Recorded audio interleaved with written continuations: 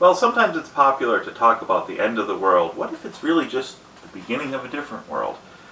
Yes, things tend to go in cycles and waves, and there's a term for them named after the first person to study them, sometimes called K-waves, after Nikolai Kondratiev.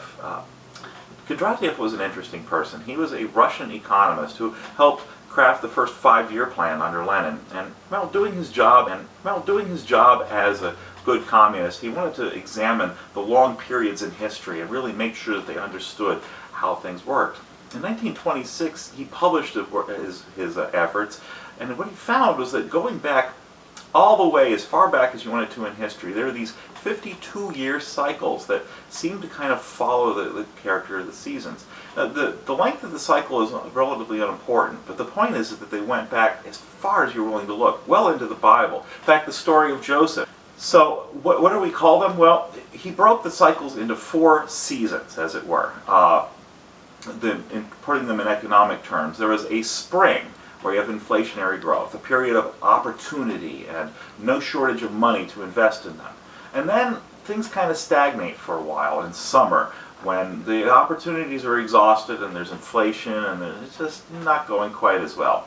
And then there's a deflationary growth period where it's kind of like an autumn harvest where you're bringing in the fruits of the last period, and then there's a depression in the winter. The excesses of that autumn period are unsustainable and everything falls apart until it gets ready for the next spring.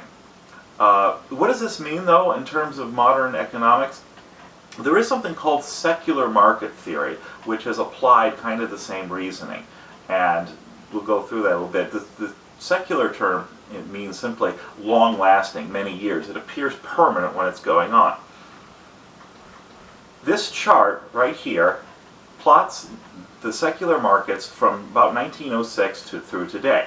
And you can see that they go from secular bear markets with an average return of like 1.6% every year to secular bull markets with returns significantly higher, 10 to even 18%.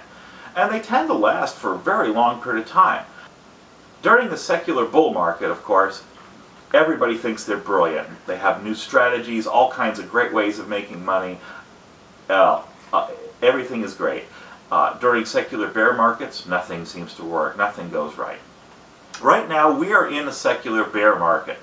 But more importantly, what these terms can correlate to in terms of what Kondratiev was talking about is that the summer and winter, the extremes, are your secular bear markets, and your secular bull markets are the spring and the autumn, the time when things are changing, and there are opportunities for everybody.